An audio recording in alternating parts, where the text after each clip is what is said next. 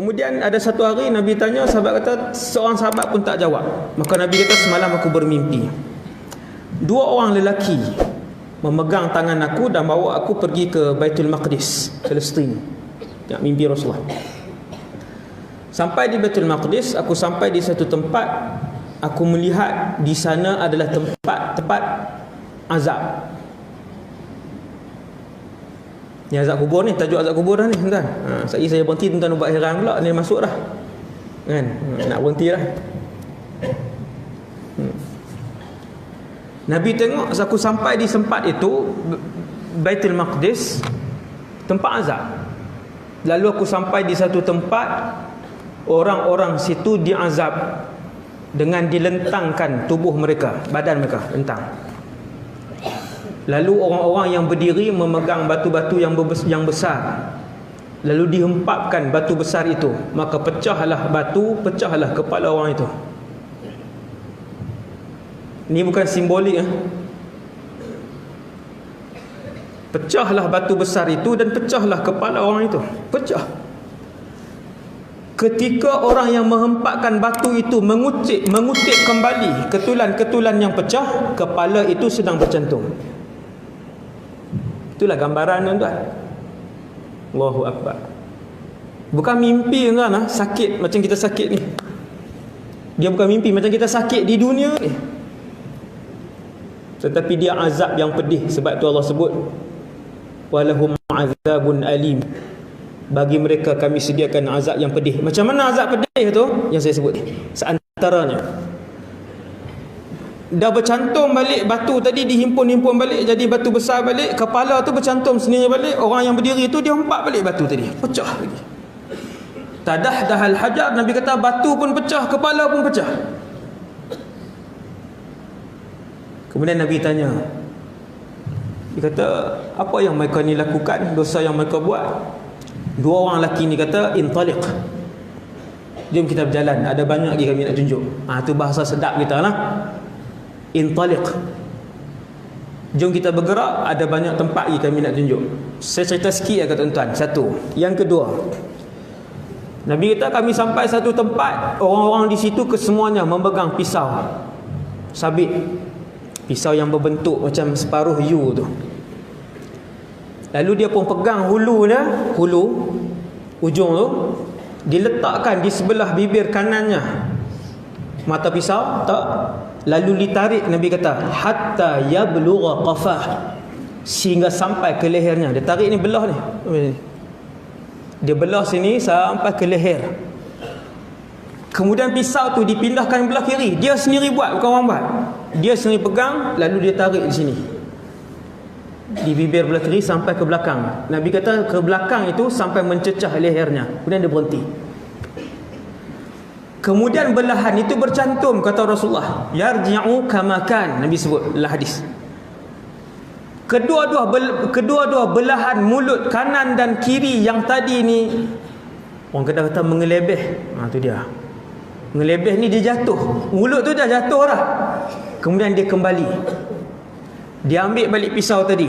Ketika itu juga, bukan selepas sehari, ketika itu juga diletakkan pula di sebelah ni, dia tarik ke belakang ni.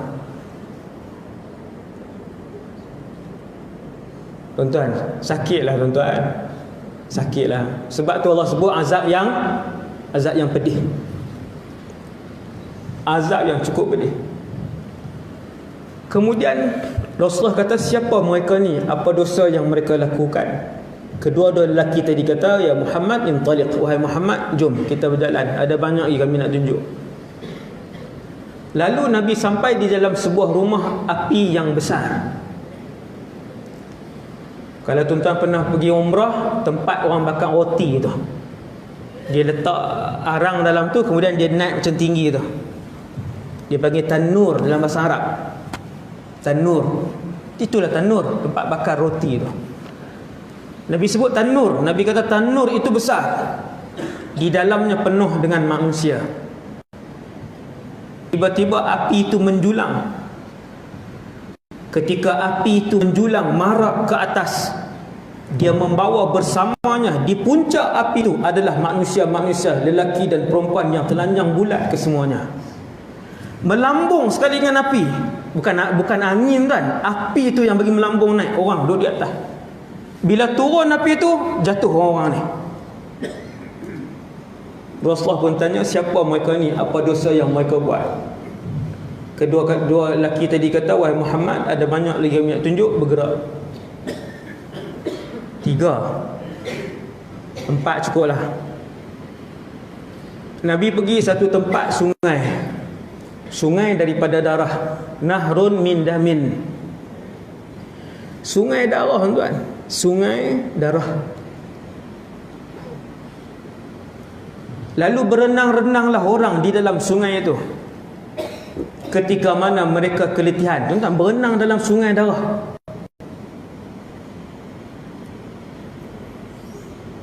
Ketika mana mereka keletihan, mereka pun menghampiri ke tebing. Tiba-tiba di tebing itu telah pun bersedia mereka-mereka yang memegang ketulan-ketulan batu dan melemparkan masuk ke dalam mulut mereka, lalu terbelahlah mulut mereka. Baling betul-betul mulut. Nabi sebut baling tu tepat ke mulut, pecah mulut. Pom, jatuh baliklah sungai tadi. Pergi ke dasar, ke tengah balik, bangun, bukan bangun, maksudnya timbul balik, berenang balik, letih. Baru nak sampai ke tebing, dibaling dengan batu, betul-betul mulut, pecah mulut dia. Mereka pun berjalan. Nabi tanya, siapa, apa dosa yang mereka lakukan? Kedua orang lelaki tadi kata, wahai Muhammad, intaliq, bergerak. Akhir cerita, Rasulullah pun tanya, ini saya skip lah ni.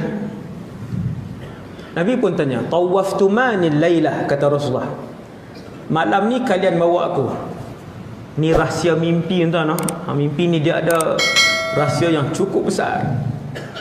Nabi kata, malam ni kamu bawa aku datang ke tempat-tempat ni. Ceritakan kepada aku siapakah orang-orang yang terlibat. Jadi saya sebut tuan-tuan 4. Yang pertama, orang-orang yang terlentang kemudian dibalingkan batu, pecah mukanya. Mereka itu adalah mereka orang-orang yang didatangkan oleh Allah ilmu dan Quran, tetapi tidak mengamal dan tidak menyebarkannya. Tuan-tuan tengok hadis yang cerita tentang ulama ni tuan-tuan, takut sangat dahsyat. Orang-orang yang Allah bagi ilmu, tak semua orang Allah bagi ilmu tuan, alim, tetapi tidak menyebarkannya dan tidak mengamalkannya, memang siap. Dalam neraka pun ada sekumpulan ulama su', ulama jahat yang tidak mengamalkan ilmu mereka, yang munafik, yang disiksa. Ketika ulama-ulama su' dan munafikin ini disiksa, ahli neraka lain datang berhimpun, kata Rasulullah. Kerana ahli-ahli neraka lain ingat mereka ni teruk dah, rupa-rupanya ada lagi yang teruk. Siapa tuan? Yang ada ilmu agama tapi tak amalkan. Siap. Ahli neraka lain, kata Rasulullah, berhimpun dalam neraka, mengurumuni, bukan tiap-tiap hari, kali itulah, sebab tengok teruk sangat kena. Apa kalian buat? Tanya ahli neraka lain. Maka jawablah ulama-ulama munafik ni, wal'iyadzubillah.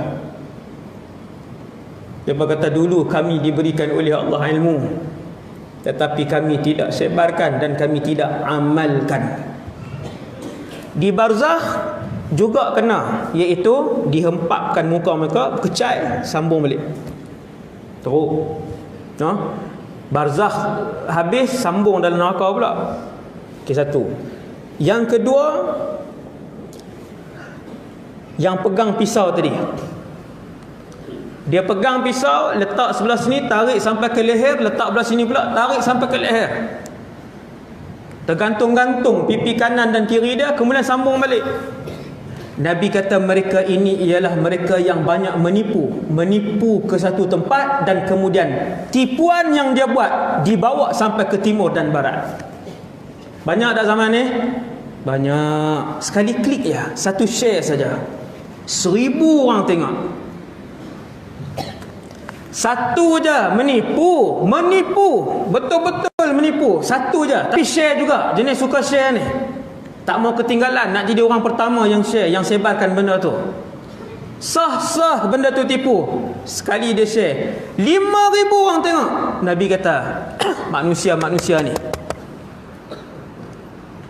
Dulu bila Nabi sebut ni, orang-orang yang menipu ni, kemudian tipu yang dia buat tu tersebar. Kita macam mana nak tersebar sampai ke barat dan ke timur? Hari ni kita faham. Wal'iyadzubillah.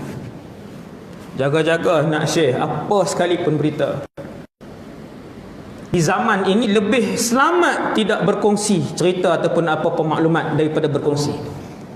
Kerana lebih banyak yang palsu dan fitnah daripada yang benar dan betul. Nabi kata fatablughu bihil afaq, menipu dan dibawa daripada barat sampai ke timur. Tipu dia. Dengan satu orang share, satu semenanjung boleh tengok benda hak dia share yang tipu tu. Bukan 2,000 kan, bukan 5,000. 500,000 orang tengok berita palsu itu. 2, 3, sungai. Sungai darah tadi Nabi kata fahum akalatur riba, orang-orang yang makan riba. Banyak dah zaman ni tuan. Banyak. Semua urusan pinjaman dengan bank konvensional yang bukan Islamic bank, kesemuanya riba.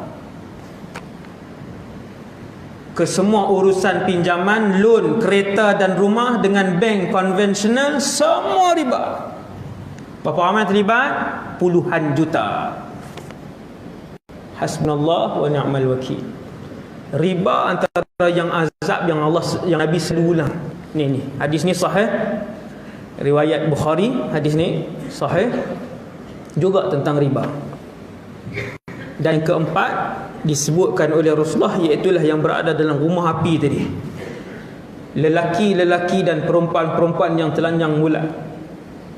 Apabila api itu marak sehingga ke bumbung, maka terumbang ambinglah, termelantun-melantunlah orang yang di dalam tu, duduk di atas. Mereka itu kata dua orang malaikat. Dua orang tu adalah malaikat. Mereka itu kata para malaikat adalah penzina-penzina di kalangan umatmu